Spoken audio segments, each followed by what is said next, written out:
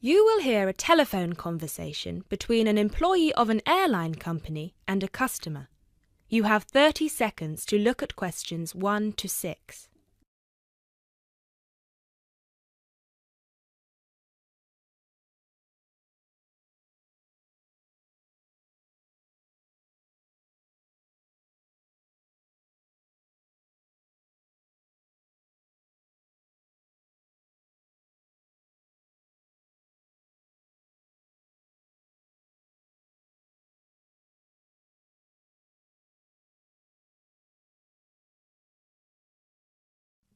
GB Airlines, this is Kyle speaking. How can I help? Hi, my name is Matt Walsh. I'm calling on behalf of Mr. John Sparrow to claim expenses for a delay in his flight last week. Good morning, Mr. Walsh. Thank you for calling. Could you please tell me the flight number and the date of departure? The date of departure was the 24th of January, 2016. I'm afraid I don't have the flight number in front of me at the moment. Okay, that's all right. One moment. Could you tell me where was Mr. Sparrow departing from? He was departing from Athens. Is that Athens, Greece or Athens, Georgia? Athens, Greece. Right. And what was the destination? It was Heathrow, London. Right. We've got 2 flights from Athens to London, Heathrow, on the 24th of January 2016. Was it the 3:25 p.m. flight or the 9:45 p.m.? It was the later one, 9:45. Okay, so the flight number is GB1011. Right, okay. Okay, yes. I can see that Mr. Sparrow's flight was cancelled and he was booked on the next flight on the 25th of January at 3:25 p.m. Is that correct? Yes, that is correct. According to our system, one of my colleagues spoke with Mr. Sparrow on the phone on the 24th to inform him of the cancellation and offered to book a hotel for him for the night, but Mr. Sparrow preferred to book one himself. Yes, because he didn't want to stay near the airport, as the next flight was in the afternoon. Yes, of course. Could you tell me which hotel he stayed at? Yes, he stayed at the Hypnos Hotel. Oh, could you spell that for me? Of course. That's Hypnos. Right. Thank you for that. And could you please tell me how much the total cost was for the night? Sure. It was 73 euros. Right. Do you have a copy of the receipt for that? Yes, of course. Would you like me to send it to you? Yes, please. Can I email a picture of it to you? Absolutely. The email address is refunds@gbairlines.co.uk. Great, thank you. No problem. Were there any other expenses you wish to claim? Actually, yes. There was also the taxi ride to the airport and the taxi ride back the next day. Right. And what was the total cost? The first taxi ride was 53 euros and the second one was 42, so 63, 73, 83. Yeah, so the total was 95 euros. I'll send you the receipt for those as well. Thank you. Are there any other expenses? No, I think that's it.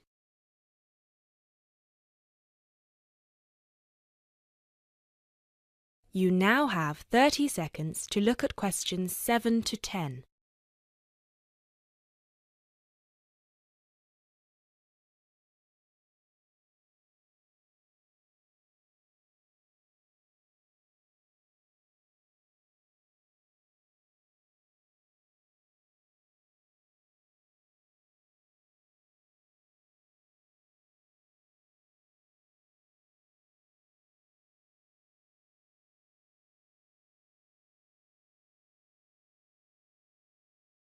Excellent. So if you could please send us the receipts for the hotel and the taxi rides, and after we receive them, it should take about 48 hours for the funds to reach Mr. Sparrow's account. Perfect. Thank you so much. My pleasure. Is there anything else I can help you with? Actually, yes. There's one more thing. Mr. Sparrow complained about the meal during the flight. He said that it was a bit bland. Right. So he asked me if it was possible to switch to a different meal option for his upcoming flight to Kiev next week. Right, of course. Just give me a minute, please. Right, I see that Mr. Sparrow had the light meal option for his flight to London, and you would like to change that. What would you like to change it to? What are the other options? We've got 12 different meal options. Would you like me to list all of them for you? Well, Mr. Sparrow has told me that he would prefer something without meat. How many of these do not contain meat? We've got 3 meal options without meat. We've got the vegetarian option, the vegan option, and the Asian vegetarian. What's the difference? There's a variety of different dishes served with each option. For example, next week the vegetarian option will be a small spinach and feta cheese pie, a bread roll, a salad, and tropical fruit. And the vegan option?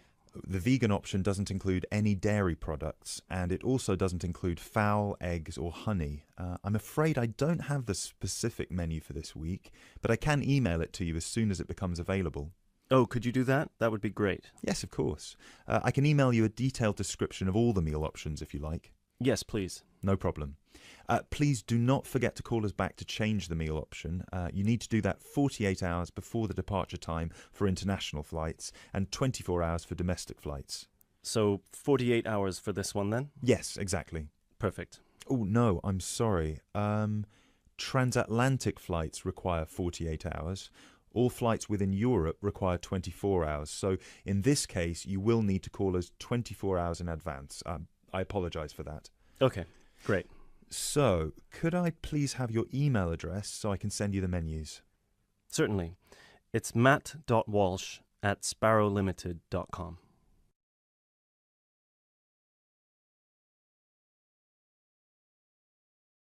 That is the end of part 1. You now have half a minute to check your answers.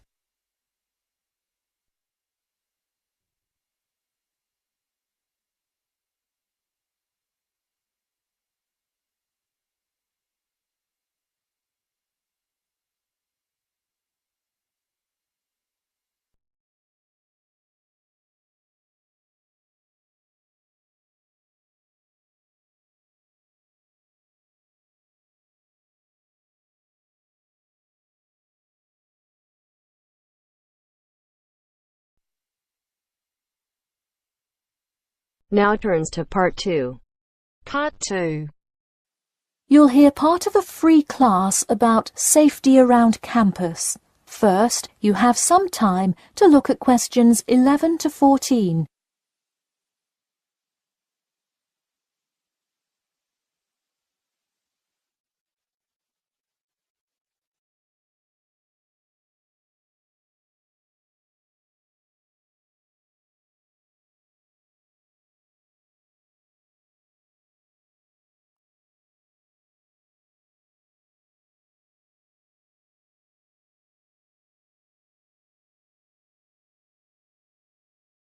Now, listen carefully and answer questions 11 to 14.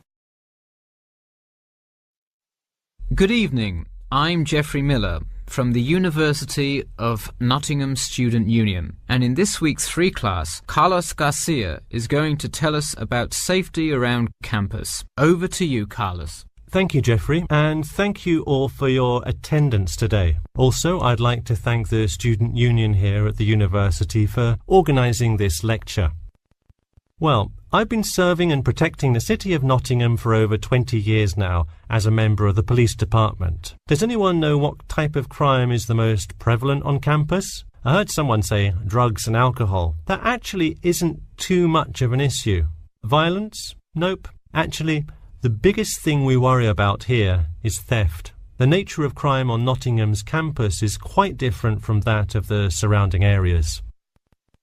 Crime rates across the East Midlands are very difficult to control. We'd like to see the rate stay the same for this calendar year, but it has been increasing steadily over the past 3 years. On campus, however, I'm happy to say that the overall crime rate has fallen this year. You wouldn't think so if you've seen the extremely exaggerated stories in the media. The media has done nothing but cause more concern about crime in our area.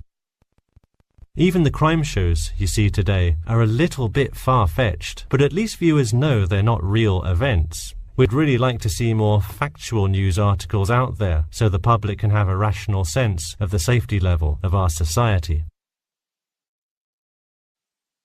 Before you hear the rest of the talk, you have some time to look at questions 15 to 20.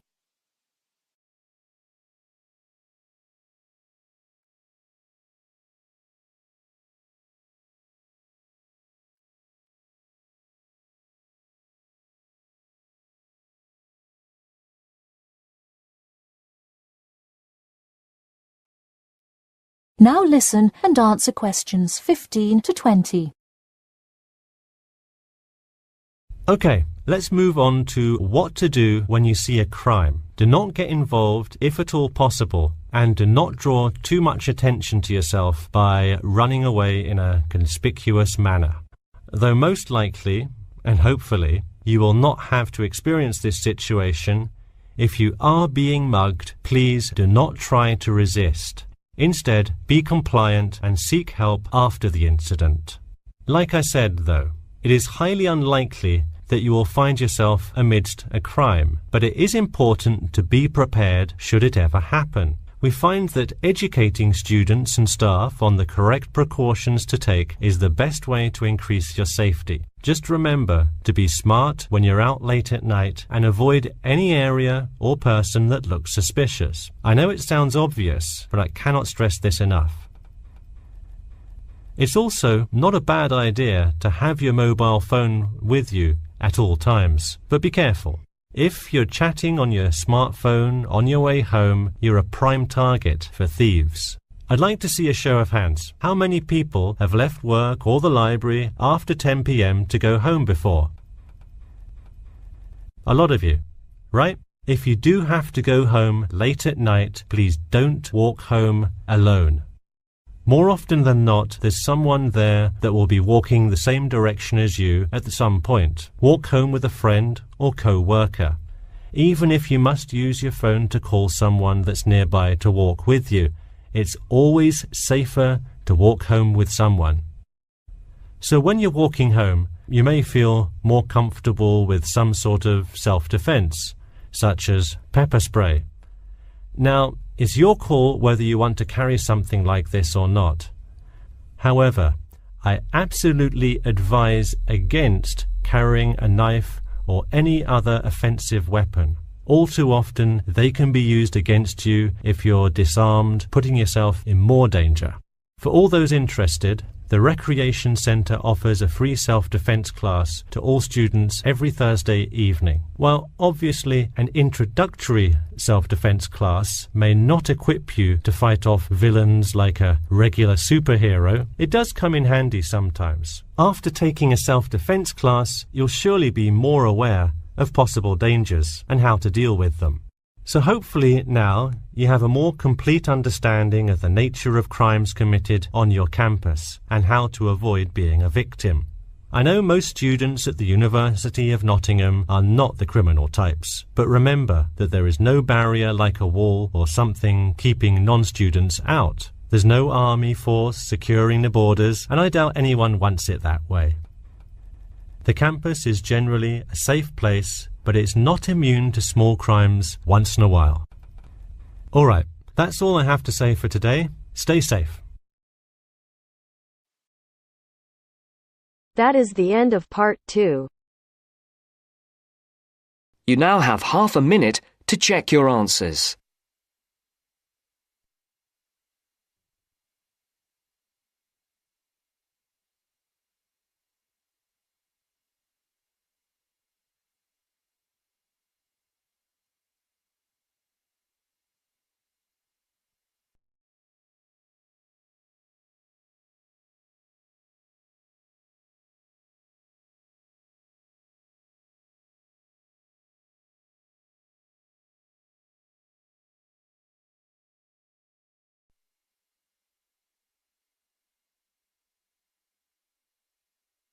Now turns to part 3. Part 3. You will hear a conversation between two students who will discuss a project they're working on together. You have 30 seconds to look at questions 21 to 27.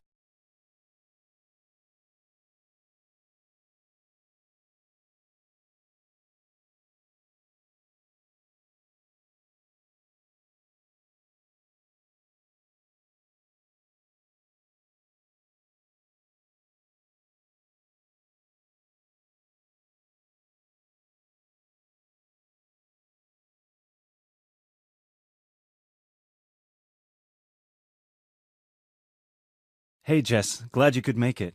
We've got a lot to discuss. Hi Matt. Yes, sorry I'm a bit late. I did bring all my notes with me. Yes, me too. Where shall we start? Well, I think it would be a good idea to clarify our objectives just one more time. Yes, good idea. Okay, here we are. We need to record, photograph, and identify the plant species in 10 1 square meter plots. Does it say anything about where these plots should be and how they should be laid out? Ah, here it is. It says that all the plots need to be no more than 10 meters apart. And how do we choose them? Ah, this is the fun part. I remember this. Here we are. Make a 1 meter square frame using bamboo sticks available from the department stores. Yes, we've already done that. I know, I'm just reading the whole section. Okay. One person stands roughly in the middle of the chosen area and throws the frame. The other person uses a tape to mark out the square where the frame landed and returns frame to thrower. The thrower then turns a few degrees on the spot and throws again. The thrower must turn slightly after each throw and vary the force of the throw until after the 10th throw they are pointing in almost the same direction as the first. That sounds a bit complicated. That's only because it's all in writing. It's just a simple throw, turn, throw, turn, throw, turn until we have 10 squares. And I guess you want to do the throwing. Well, if you don't mind. I'm sure you'll be more accurate at marking the squares. Yes, I am sure I am, and I'm sure you've got a stronger throwing arm.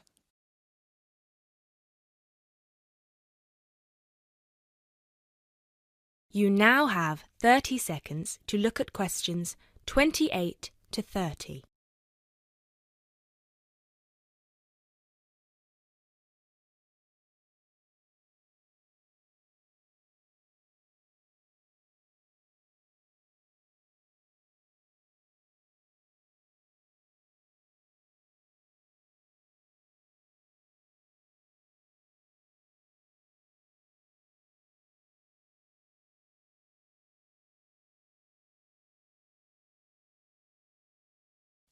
Okay, good. We've got that sorted. Now we need to decide where to go. Yes, I've been thinking about that and I've brought the map. Ah, well done. I forgot mine. Now, I've identified 3 possible locations, but they've all got some disadvantages. Okay, fire away. Well, the area around this lowland marsh could be interesting. There'll be a lot of interesting water plants here. Looks good, but what's the problem? Mainly that it's already a designated nature reserve, and I think there's already been a lot of research done here. Ah, I see. Well, I'd rather do something that's new and can be useful. I agree. That's why I identified this area further west. See, here, behind the beach. Oh, yes, I see. That area there, where it's flat, but quite high. Exactly. If you look a bit further inland, you'll see that there are hills which will protect that area from strong north winds. I see. Excellent. But what's the problem? Just that it may not be very interesting. We know that the geology there is not conducive to a wide variety of plants. I agree. So what's your last idea? Well, I think this one is a bit of a winner, although I did want to show you the other 2. Look up here, on the north coast. Where? See this bay? Well, I know that there's been quite a lot of studies done here, but a bit further to the east, behind this headland. No one has ever looked at that. Well, I certainly couldn't see any studies. That is interesting. And the plant life could be a bit different because of the shelter from the wind the headland provides. Exactly. Brilliant, Jessica. That's a great idea. We'll go there. Thanks. Now all we have to decide is when is a good time. Well...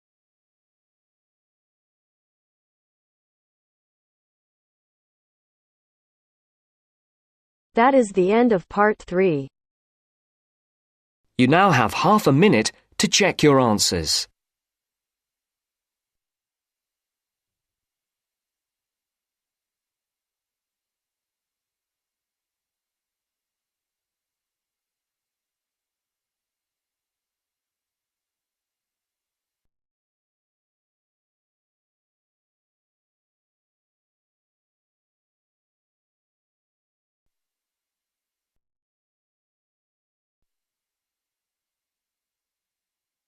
Now turns to Part 4. Part 4. You will hear an introduction about an eco-friendly building called the Gherkin. First, you have some time to look at questions 31 to 40.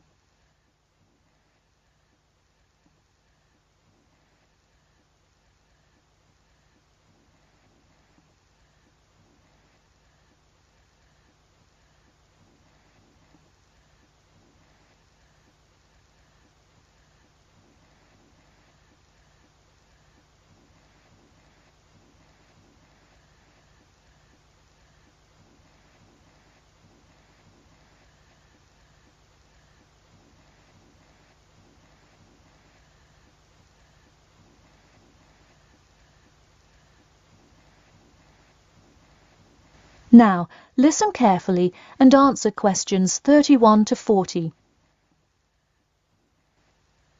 Today, I'd like to tell you about how UK architects are playing their part to address the issue of global warming.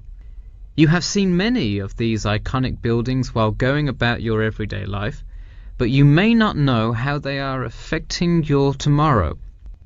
In 2003, construction was completed on the famous Swiss rebuilding, or more informally called the Gherkin, a true masterpiece commissioned by the law offices of Foster and Partners. This is not the first ambitious endeavour of the firm. They are renowned for their various philanthropic environmental efforts.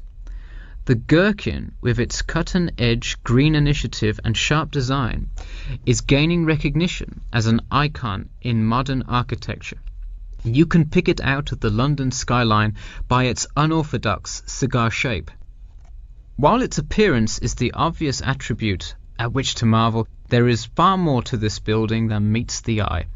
And let's face it, there's a lot about this building that meets the eye. The building helps reduce the city's carbon footprint in a number of ways. Just a quick note, in case you're not familiar with the term carbon footprint, get used to it. It's a buzzword you'll hear relentlessly to talk about reducing emissions. Think of it as the amount of harmful greenhouse gases that are given off into the environment by a single person, organization, or product. So going back to the Gherkin building, perhaps the most obvious as well as the most significant eco-friendly feature is the glass windows, which allow light to pass through the building, both reducing heating costs and brightening up the workspace.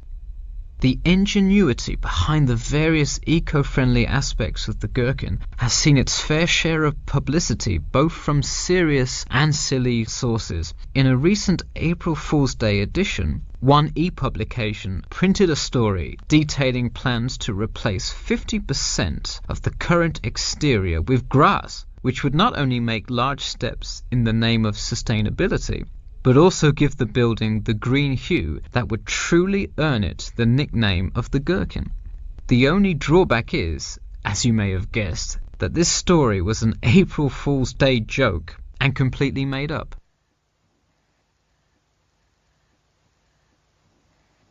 In all seriousness though, the building is setting a new standard of design that other architects and city planners just cannot ignore. The building's bold and cost-efficient design has won a number of architecture awards, including the Stirling Prize, the London Region Award, and the Empress Skyscraper Award, among others. The design comfortably accommodates a large number of offices, while keeping maintenance and operation costs down, striking a superb balance between nature and the workplace. Nature is well and good, as long as the weather is nice outside. Given London's notoriously bad weather, the architects knew they must devise a quality temperature regulation system, and that they did. A special system designed to reduce the building's reliance on air conditioning was devised that cuts consumption in half compared to standard office buildings. There are atria that link each floor vertically to one another, forming spiraling spaces up the entire building. They serve not just as social common spaces, but also act as the building's lungs, distributing clean air from the opening panels in the facade through the entire building. The building isn't all business though. It has its fair share of fun as well. At the very top, a club room offers a picturesque entertainment spot for company functions, private parties, etc., with a breathtaking panoramic view of the city. The creation of such an innovative structure has many wondering what the future of urban planning and architecture may be. Well, if the other projects currently commissioned by Foster and Partners are any indication, the entire city constructed with similarly eco-friendly buildings is not far in the distance. The Masdar City development aims to create a desert city that produces zero waste and removes as much carbon dioxide from the atmosphere as it puts in, a huge feat in protecting our Earth. The Gherkin is a truly impressive feat, yet it is not the only one worth noting. Now to move on to another green initiative, I'll tell you about the Eden Foundation building found in Cornwall. That is the end of part 4. You now have half a minute to check your answers.